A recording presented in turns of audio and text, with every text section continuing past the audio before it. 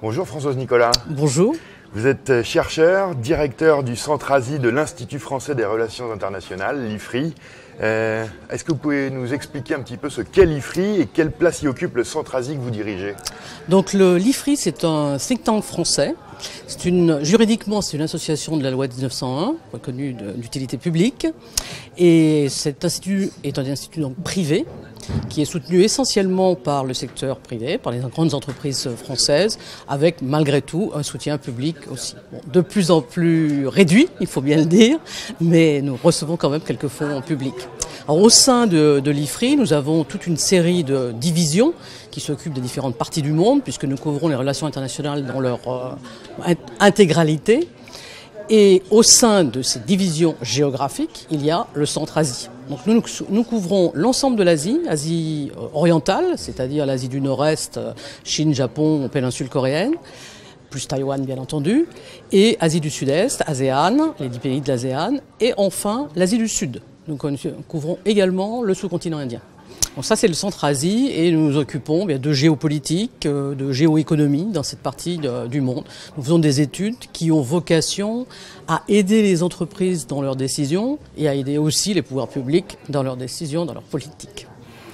Qu'est-ce que la montée en puissance diplomatique et militaire de la Chine d'un côté et l'élection de Donald Trump aux États-Unis d'un autre côté disent ou vont dire de l'évolution des influences dans la région asiatique? Mais ces deux événements, de manière quasi concomitante, ont créé une grande confusion dans la région. Les alliances traditionnelles avec les États-Unis se retrouvent un petit peu perturbées. Certains pays sont tentés de se retourner plutôt vers la Chine, voyant certains désengagements ou en tout cas une posture un peu confuse des États-Unis dans la région. Et donc, globalement, on a une grande confusion. Et on voit quand même un certain nombre de pays qui, clairement, résolument, se tournent plutôt vers la Chine. Ce qui, évidemment, inquiète les alliés traditionnels, comme le Japon, la Corée du Sud. On a, au final et en résumé, une grande confusion dans la zone du fait de ces réalignements, en quelque sorte. Quelles évolutions, quelles conséquences cette tendance à se déplacer un peu vers la Chine pourrait avoir? On ne sait pas exactement ce que la Chine cherche à faire, mais la Chine, a priori, cherche à étendre son influence, à projeter sa puissance dans la région, ce qui est clairement une rivalité avec les États-Unis. Donc on a deux gros poids lourds qui s'affrontent dans la zone. Les États-Unis n'étaient pas habitués à ça. La Chine ne joue pas exactement non plus sur le même tableau que les États-Unis. C'est pour ça que ça crée quand même une confusion, une incertitude. Et pour certains pays qui avaient traditionnellement l'habitude de se reposer plutôt sur la Chine sur le plan économique et plutôt sur les États-Unis pour la sécurité, se retrouvent à hésiter entre les deux. Et comment vous voyez l'évolution du problème dans la mer de Chine méridionale? La mer de Chine méridionale est perçue comme la Chine comme étant son précaré, ce qui ne plaît pas évidemment à un certain nombre de pays qui, eux, estiment que certaines îles sont de leur souveraineté. Donc il y a des tensions. Ces tensions, ces derniers temps, ont eu tendance à un peu passer au second plan, même si la Chine a toujours les mêmes ambitions, parce que la Chine, me semble-t-il, désormais, adopte plutôt une stratégie un peu plus soft et elle utilise plutôt les moyens économiques pour affirmer sa puissance. Alors l'intention est toujours la même, les ambitions sont toujours les mêmes, mais les instruments sont peut-être un peu plus subtils que ça n'était le cas précédemment. Alors vous êtes aussi une spécialiste du développement des économies émergentes d'Asie orientale et de leur intégration économique régionale. La communauté économique de l'ASEAN a été officialisée en janvier 2016 sur un modèle qu'on pourrait dire proche de l'Union européenne, ou pas.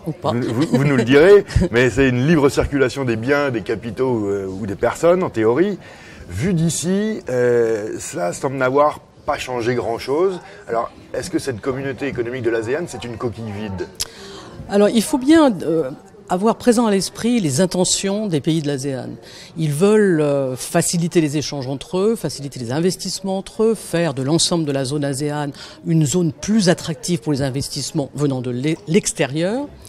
Mais leur intention n'a jamais été de copier l'Union européenne.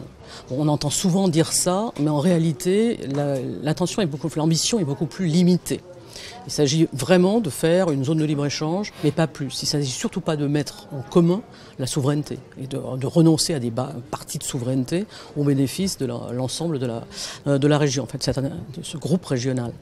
Donc les intentions sont différentes. Après, c'est vrai que la communauté économique de l'ASEAN, enfin la communauté de l'ASEAN a été annoncée officiellement en début 2016, mais selon le style ASEAN. Donc ça veut dire que tout n'est pas achevé, mais rien n'est bloqué. Ça continue, ça marche. Et selon l'ASEAN, c'est ça qui compte. C'est que la dynamique soit maintenue sans pour autant qu'on ait encore atteint l'objectif. C'est pour ça que d'un point de vue européen, on a l'impression que les choses sont incomplètes. Mais c'est normal, elles sont incomplètes et chacun s'en satisfait pour l'instant. Alors pour autant, on ne peut pas dire non plus que ça soit une coquille complètement vide. Parce qu'il y a des choses qui ont changé. Il y a quand même des mesures qui ont été prises pour faciliter les échanges, pour qu'il y ait un peu moins d'attente aux frontières, qu'il n'y ait pas doublonnage ou 3 ou 4 contrôles pour simplement que les marchandises traversent les frontières. Donc du point de vue de ce qu'on appelle en bon français la facilitation des échanges, il y a des progrès qui ont été faits, par exemple.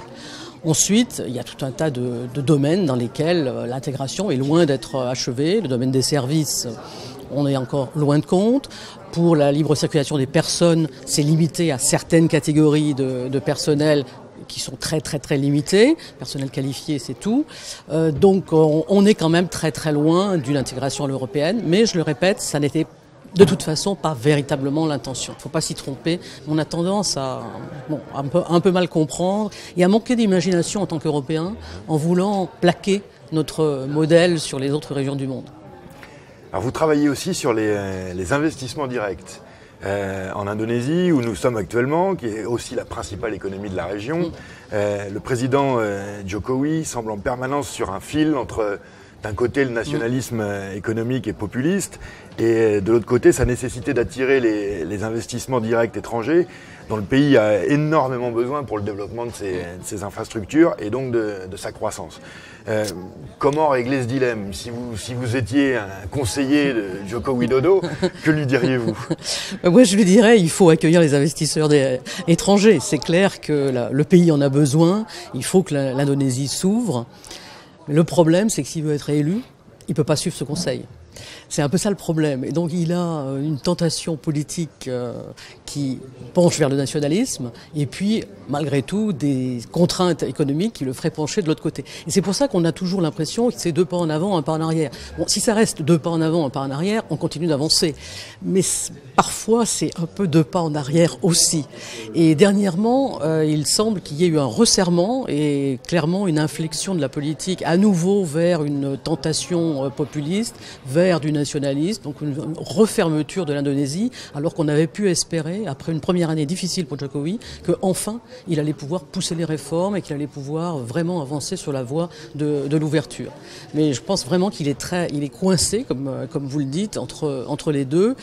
Si on a une vision purement économiste de l'existence, comme moi, on aurait tendance à vouloir pousser dans le sens de l'ouverture, mais les contraintes politiques sont là pour exercer une sorte de force de rappel. Mais quelque part, c'est dommage, parce que ce que je crains, c'est que l'Indonésie continue à décevoir. Alors, elle déçoit, c'est-à-dire qu'elle ne fait jamais aussi bien qu'on l'aimerait, mais elle déçoit aussi en bien, c'est-à-dire qu'elle ne fait jamais aussi mal qu'on peut le craindre. Donc, espérons que ça se poursuive comme ça.